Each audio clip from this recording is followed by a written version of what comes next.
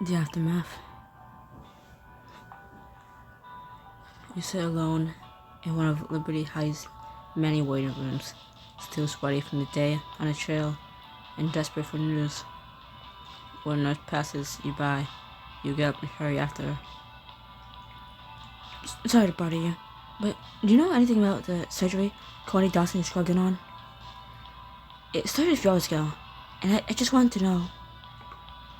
I believe that surgery is just finished. Finished? How'd it go? I'm sorry, that's not in my department. I only have any details. Right, thank you. She continues walking, and your stomach sinks as you remember your frantic drive with Connie back to the hospital. Connie's hurting. She's probably in trouble, and I can't do anything if I can't find her. There's one person who might know more. You reluctantly approach Sid's office, and as you get close, you hear raised voices inside. What the hell are you thinking? Oh no, is that... You peek into the office, trying to stay out of sight. You should have known not to make that cut. Your mistake could have cost Alex her life. Connie, standing in front of Sid's desk, hangs her head. She looks small somehow, like she's folded in on herself. I know. Damn lucky I was there to fix it and stay by your patient. That never would happen if you were operating at your best. If you weren't burning the midnight oil outside of work. Even though you're standing outside, Sid's words hit you like a punch to the gut. All those late date nights, the hours Connie's been spending with me at the bakery, they came at a price. Your heartbeat does in your ears as inside the office, Sid fixes Connie with a steely look. So I asked you this once and only once, Connie. Are you still serious about this program? Got myself water because I'm gonna need it. What? Of course Are you though? Even our most promising resident in years. I was assured you'd have my job done. I was assumed you'd have my job one day. But if you're gonna stay out, fuck you. But if you're gonna stay here, I need to know that you're committed to your work. Our patients deserve nothing less. I need some air. You jump away from the doorway, flying yourself into a nearby clove as Connie stalks out of Sid's office. She doesn't see you. Poor Connie. What the hell happened? You can easily ask Sid. Remember for laying all the blame at Connie's feet makes you live it. It's not Connie's fault that she didn't see all those texts. I can talk to Sid. Get to go easier on Courtney. It feels like you climbed that tree with Courtney a lifetime ago, but you still remember how fearless you felt up in those boughs. If I can stare a death-defying fall in the face, I can convince myself if I should ask to cut Courtney a break. No problem.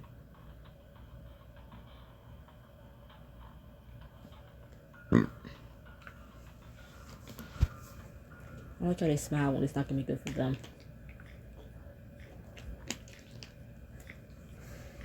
You straighten your shoulders and stride into Sid's office. She looks up from her computer and instinctively flinches. Samantha, what are you... I heard you said to Courtney just now. How could you? That gets her attention. She sits up straighter and glares right back at you. How could I? Are you serious? She almost... And is that Courtney's possibility or yours? She wasn't on call today, Sid. Oh, please. You know how this job is. We're never truly off. But she was supposed to be. And she came in anyways because your department was hounding her for input. And when she got here, she felt pressure to scrub in and help you. Fuck you. She felt pressure to scrub in and help. It's not you, her boss. Am I wrong? When she showed up and asked to help, you could have said no. You're already scrubbing in. You could have handled it all by yourself. But you, Courtney's boss, let her step in instead of handle it yourself. So whose fault is that really? For once in all the years you've known her, Sid is speechless. She rubs her forehead, trying to find words as you stare her down across the desk. Look, if she had seen the messages earlier, she would have been more prepared. Maybe we could have... And that's not on her either. That's on me. We both had our phones off for hours, and she wanted to check hers, and I convinced her not to. You don't work, Samantha. I can't punish you for. I don't expect you to, but don't punish Courtney either just for daring to have a life. Sometimes she reminds me of you. She doesn't always know how to leave her work behind. I used to admire how generous you were with your patients. Then I saw the toll it took on us. But then I saw the toll it took on you. On us. I took an oath to care for people, Samantha. I just want to be a good surgeon. You are. But you can't set yourself on fire to keep people warm. You can't ask your employees to either. Your work ethic blew up our marriage. Do you really want that for the doctors you're training? People who look up to you? Sid sighs. She takes her glasses off and washes her face with her hands. No, of course not. We're going so messed up, Samantha. What do you expect me to do about that? Do not write her off. She doesn't deserve to have her whole career derailed because of one mistake.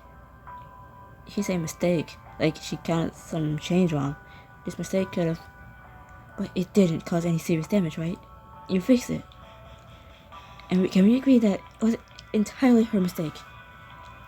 You stare your ex down across her desk, and for the first time in your life, she's the one who breaks. Yes, some of this is on us.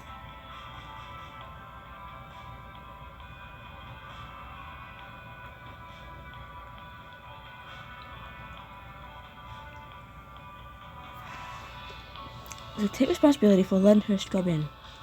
You're the head of her department. You were in our OR, but you still let her take the lead. So own it, Sid. Take some goddamn responsibility for your mistakes for once, before it's too late. Sid folds her arms, takes a deep breath. Okay. Really? Really. I'm sure probably knows it's my responsibility. Courtney won't face any more follow-up for this. And you're right. She offered to come in and assist. I knew she was one out. I should have made another call. Thank you for doing the right thing. Courtney's going places, and she deserves a chance to get there. She won't make this mistake. She won't make the same mistake again. I guaranteed it. Sid meets your gaze, studying you for a moment. You really care about her, don't you?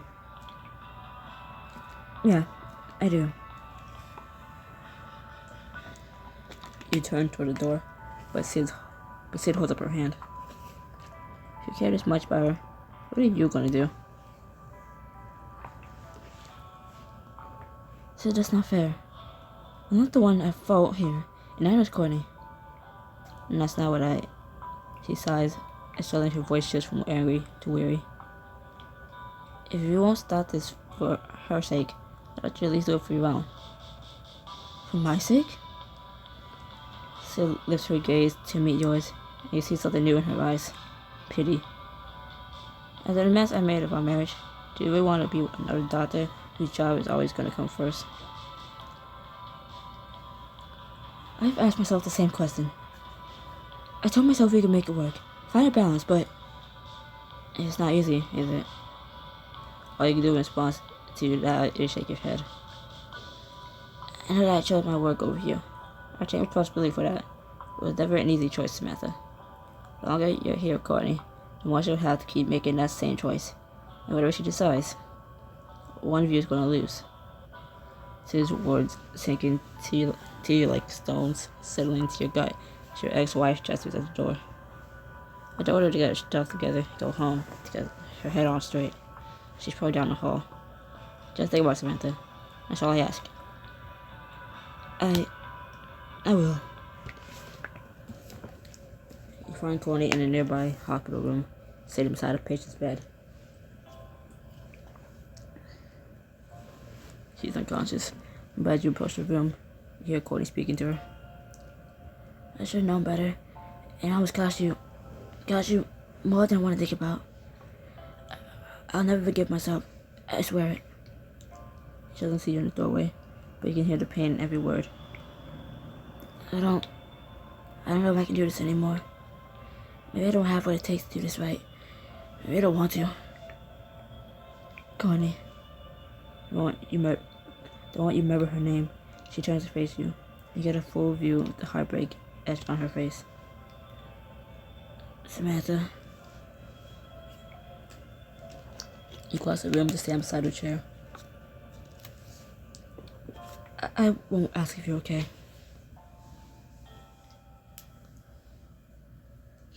Come here. You pull her towards you, and she turns in her chair, to rest her head against your stomach, letting out a quiet sob. I didn't even know you were still here. How long have you been waiting for me? That doesn't matter. What matters is that I'm here now. And I think you can use some space from this place. She lets out a shaky breath. Not sure if I should. It's okay. I'll drive. She pulls back to look up at you for a long moment, and she finally nods. Okay. Half an hour later, you're sitting beside her on her couch, just like that night after the gala. But this time, there's no optimism on Courtney's face. She's just staring down at her hands, utterly silent.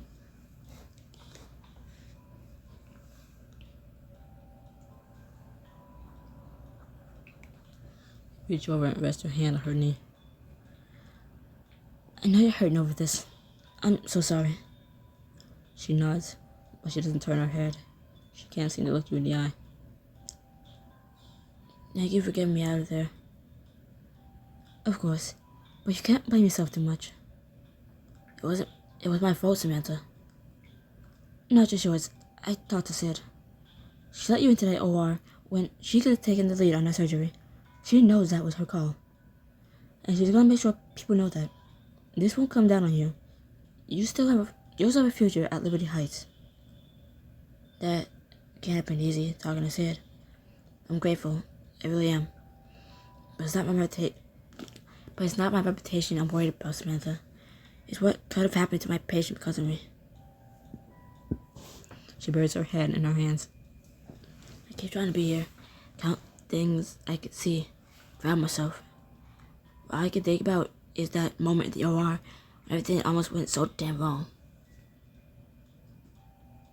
I understand. My brain will be doing the same thing. You went through something scary today. And sure, you messed up. You wouldn't be the Courtney I know if that didn't bother you. But beating yourself up about it tonight isn't going to change what happened. Tomorrow, you can focus on the next steps. What you want to do about this, but you need some rest. She lets out a shaky sigh and scrubs her face with her hands. I know. I don't want to keep picturing it anymore.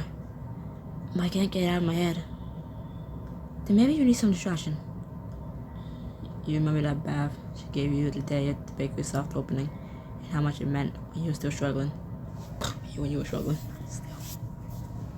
She gave me that bath the day at the bakery soft opening. What if I return the favor? And all sewn together might be just what she needs to find some peace.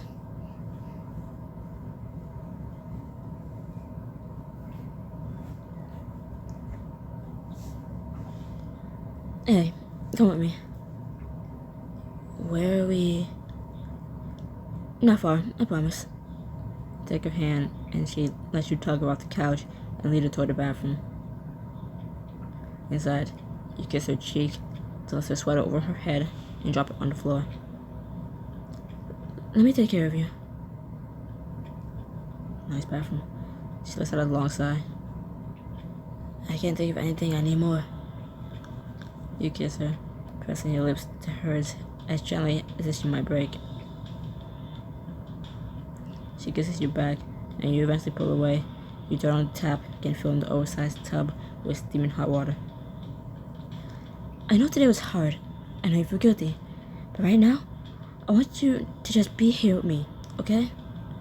For the first time since she left the hospital, she smiles. I think I see what's happening here. You're pulling a reverse, come here back. You're pulling a reverse, come have a bath out there just for day at the bakery, I mean. Is it working? She just looks at you for a long moment. Then she lets out a soft laugh. Oh my God. I'll try to let it. You squeeze her hand and then grab some bath salts from under the counter. Then your attention back to Courtney. and turn her around to undo her bra. Let her fall to the floor before leaning forward and kissing her bare shoulder. Now those two. She's quiet, just help tug off her pants underwear, and when she's naked before you meet her gaze with a smile. Good. But unlike when she drew a bath for you, this time you undress as well, taking your time to remove one piece of clothing at a time as Courtney watches. Even when you glance down and unfasten the zipper, you can feel her gaze on you, gentle but admiring. She's looking at you, really looking at you. Fuck you. Fuck you. She's looking at you, really looking, for the first time since she left the hospital. Oh, wasn't sure you'd be joining me. You're down to just your underwear and bra, but you pause, glance at her. Tony, is that okay? I don't have to. She steps beside you and presses a kiss to your lips as her hands reach around to unhook your bra. Yes, please. When she finally pulls back to look at you, she's breathing a little harder. You smile, slip out of your panties. Drinking water. Some nice cold water just to get Courtney's voice down low. Message received. I'm drinking for Courtney, just so I can make my voice raspy. You pull her toward the tub and let her step in first to get settled before you slide in behind her. Use her back until she's leaning against your front, cushioned by your breast. Courtney lets out a long sigh, skimming her hand over the water. Feel a little better?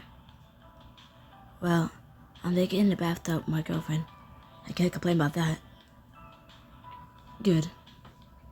You gently turn her head to the side so you can capture her lips in a kiss.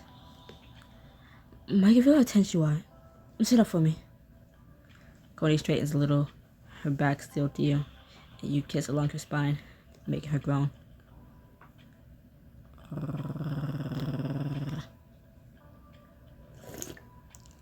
You cup water in your hands and let it dribble onto Courtney's head.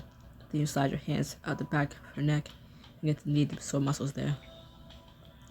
Oof. You carefully work your fingers over her scalp, alternating between a gentle massage and lightly raking her scalp with your nails. God, that feels good. I had a feeling weird. I never seen you so tense. You rinse away the soap and knead her shoulders, trying to wash away her stress. But after a little while, she falls quiet. You can feel the tension seeping back in. I'm not sure I deserve all this attention from you. Yes, you do. You reach out and take Courtney's chin gently in your hand, tilting her head so you can look her in the eye. You don't deserve punishment for anything that happened today. You meant well, Courtney, and yes, you messed up. That doesn't make you a bad person. It means you'll learn from this. I know you won't make that same mistake again. I'll try not to.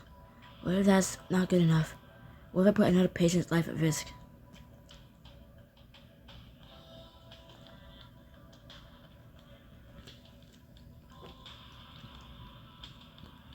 Then your colleagues will be there to help.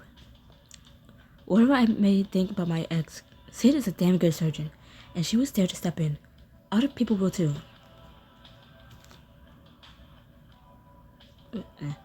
You aren't in this alone, and if you ask me, you had a pretty incredible track record for a resident. You never had a surgery go like this before, right? Courtney nods, blowing out a breath through her mouth. Right. Then keep learning.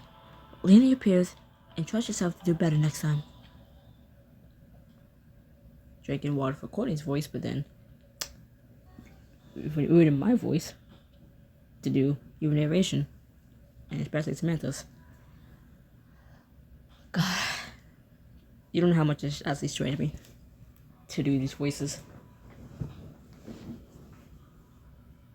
So you're gonna enjoy watching this shit. She turns to you with a small smile. How did you get to be so wise? I'm old. Sorry. It's Parker going around the block a few more times than you. AKA, I'm old. You reach up to stroke her cheek. So, take me a very wise girlfriend. You're a good woman, Courtney Dawson. Let your hand drop, tracing it lightly over her arm. You let your hand drop, tracing it lightly over her arms, and then slipping lower, beneath the bathwater, to run along her thighs. She shivers, letting out a breathy moan as her nipples harden at your touch. And I don't ever. You slide your hand up, tracing the soft skin of her inner thighs, to reach a neat patch of hair at their peak.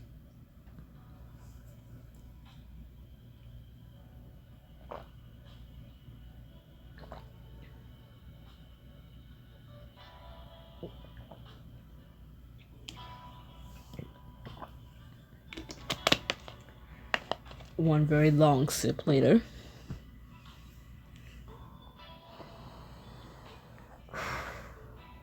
Look, it said it. They said it. They said it again. They said it again. They said it again. They said it again. They brought it up again.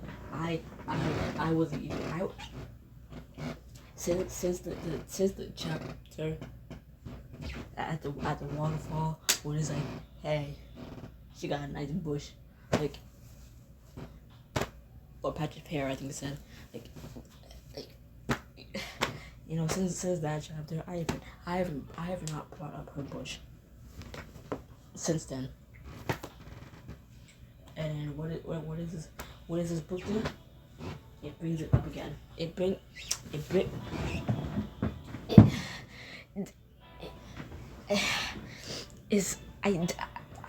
I don't need to know that. I don't need to, that's TMI.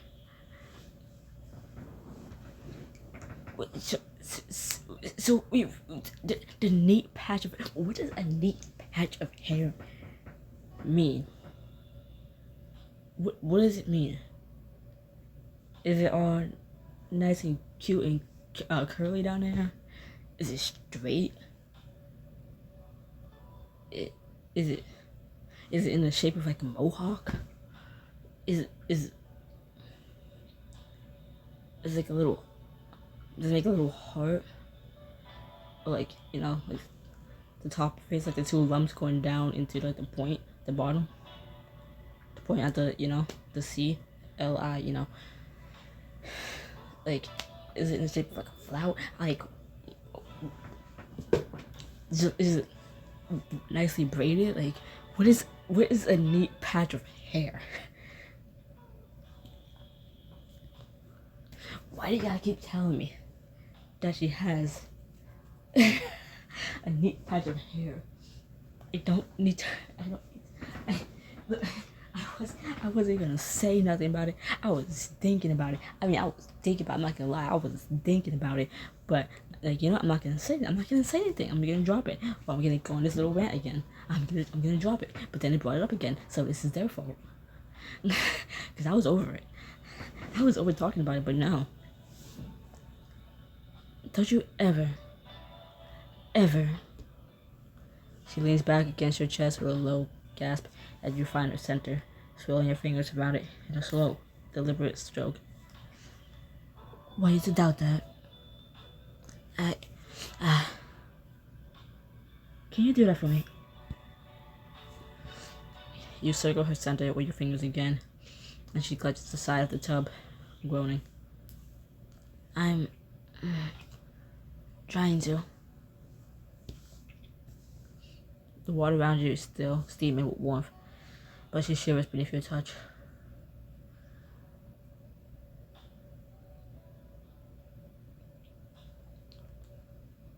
She leans back against you in the water, letting you tease her one hand. Letting you tease her with one hand. You slide the other around her side.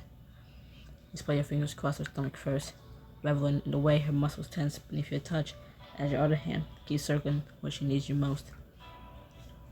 But then you slide up from her stomach, letting the water trail down your arm as you reach up to caress her full breast. God. You circle your fingers down one of her nipples, and she gasps softly, arching into that touch, saying that her hips bug into the strokes of your hand. Then you slow your movements, when leaning close to murmur in her ear. Can you do that for me? Yes. The word is almost a whisper. You lift one hand to touch the side of Courtney's face, and make her lips to yours, kissing her deeply. Good. Now you're gonna come for me. Yes. God, yes. Let your hand slide lower, tracing your fingers through her folds as the water splashes around you, and her folds, and the wet patch of hair at the top. Yeah. But can I touch you too? I hate to say it, but not tonight. Just let me focus on you. If you're sure. You swipe your thumb over a bundle of nerves, and she melts against you. Positive. Then please don't stop. The music. You stroke her again, lowering your voice to a murmur as she begins to shudder. Tell me you're here with me. I'm here. She urges against you. Tell me you're not your mistakes. I'm not my mistakes. You pick up your pace, kissing the side of her neck as you slide your fingers between her folds and her wet hair down there. Sorry, her wet, neat patch of hair. Tell me you're mine. Should a cry, she comes undone, flooding around you as her hands clutch the rim of the tub. I'm yours. I'm yours. I'm yours. Good. You collapse against each other, and for several long moments, neither of you speaks. That was... She shakes her head, still a little breathless. That was exactly what I needed. I know. Once you're both breathing normally again, let the water out of the tub and help it to your feet, you tenderly dry off each other.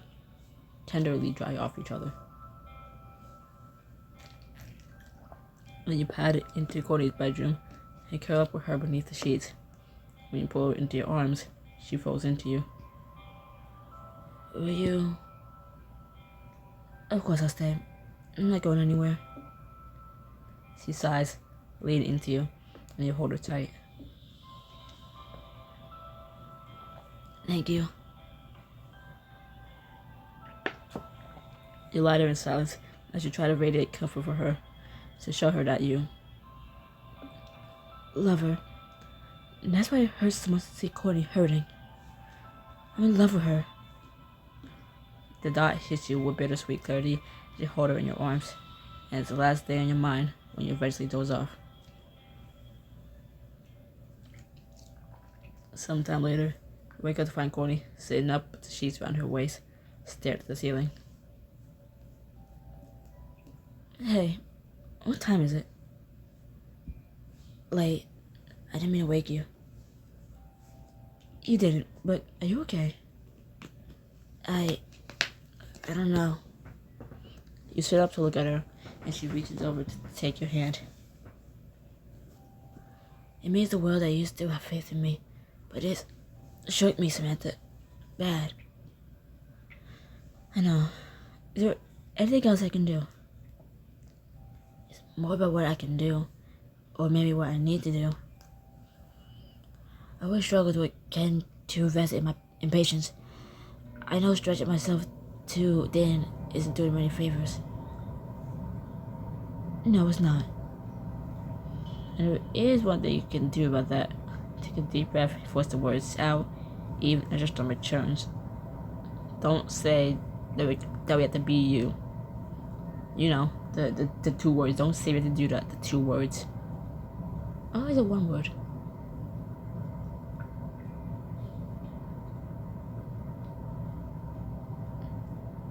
if the word starts with a B and ends in a P, no. Maybe this is a sign that we should slow things down between us.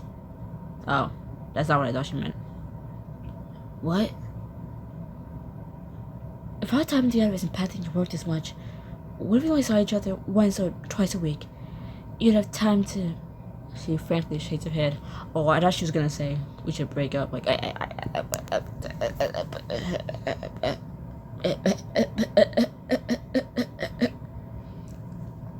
you just admitted that you loved her. To yourself, at least. You're not... No. I thought she was gonna say that. Also, I want that painted in the background. I don't know where it'll go. Take this tapestry down. Sure. Yeah.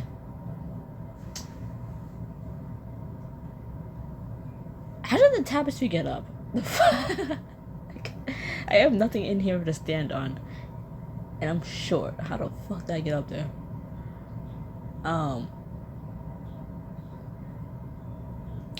No, but I don't want to move it because it's in a good spot, and I have the like LED lights around it. It really looks like it looks nice. And when it's on, it's like ooh. Anyways, reading. She frankly shakes her head. That's not what I was trying to say at all. I know, but can there be a third choice where we don't pick this? Okay. I know, but what other choice is there? I can think of one. Courtney takes a deep breath before meeting your gaze. Breaking up? What if I don't want to be a doctor anymore? What if I gave it up? Okay, that's not what I was thinking. I'd rather us break up than you lose your job. For me. I'd rather us break up than you lose your job. For me. What? I can find something else to do. Take some serious me time. Hell, I could even come help at the bakery. If I did that, I never have to choose between the world's most demanding job and you again. She gives you a hopeful smile, but it makes your blood run cold. I give up all my dreams for Sid and I fuck you. I gave up all my dreams for Sid, and I spent a whole marriage regretting it. I can't let Coney do the same for me. This is your dream. You spent years building this life for yourself. Isn't it what you always wanted? She shrugs and looks down at her lap for a moment, where her bush is. I'm sorry. It brought it up again. Maybe it's not. People change. Maybe I've changed. Not that much. If you do this, you'll resent me for it. I will never resent you, Samantha. And this isn't because of you, or even for you. It'll be for me. You can't promise me that, Coney. And this is not just about you. We both know it. She sighs, rubs a hand over her face. Okay, yes. Wanting to be with you is part of it, but that just makes it matter more. She turns to you and takes both her...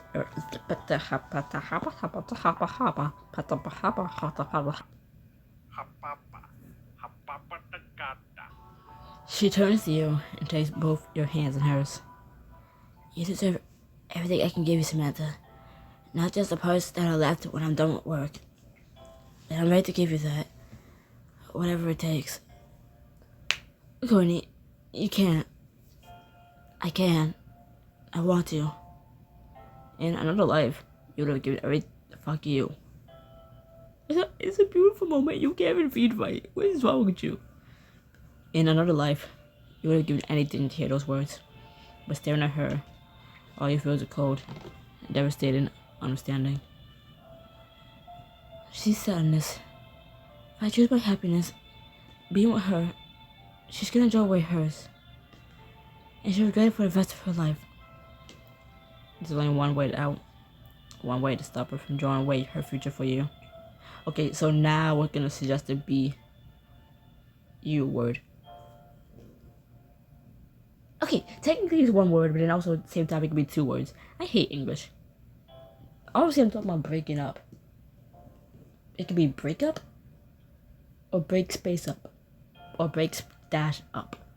You know what the fuck I mean when I say BP? Not BP. The BU word. Break up. She's gonna say it now. God damn it. Trembling, you pull your hands out of her grasp.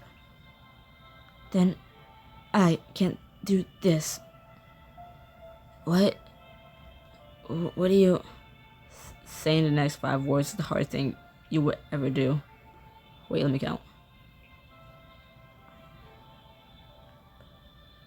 I think we should break up. We need to break up.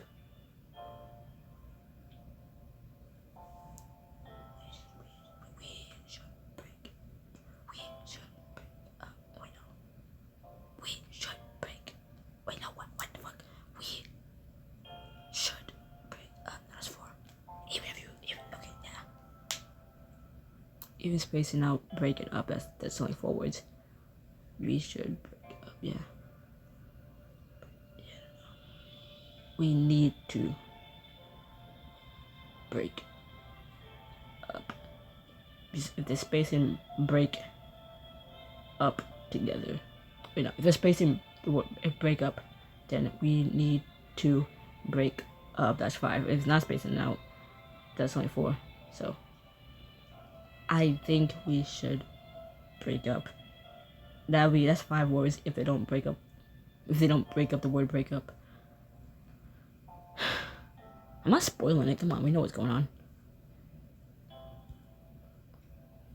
Oh, never mind. Oh, well, and she goes ahead and says something else. She goes ahead and says something else. Samantha, I was all prepared. I had so different options of what you could have said, and you don't even say any of them. 1, 2, 3, 4, 5. I'm leaving, Courtney. We're done. You just ended a chapter like that. You can. Okay. Bye.